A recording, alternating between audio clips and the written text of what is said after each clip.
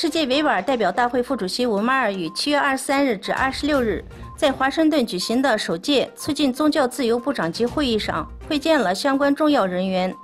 纳威、加拿大国家代表以及其他与会代表分别进行了会面，具体详细地介绍了中共政府在东突厥产以各种名义建立的所谓政治教育培训中心，谴责中共政府应尽快关闭纳粹式集中营，还被关押人员自由，尊重人权及宗教信仰。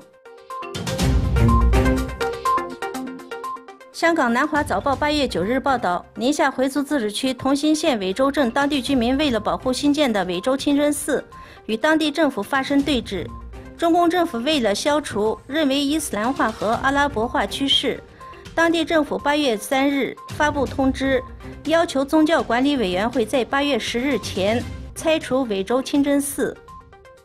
如逾期不执行，政府将依法强行拆除，理由是他没有获得必要的规划和施工许可证。报道称，尽管有大量人员参与对峙，可示威活动以和平方式进行，到8月9日晚，没有任何暴力事件发生。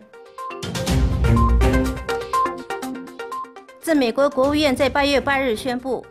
就俄因双面间谍妇女在英国遭遇中毒事件，对俄罗斯启动进一步制裁。俄罗斯当局则回应称，莫斯科决定采取报复措施，美国与俄罗斯关系进一步恶化。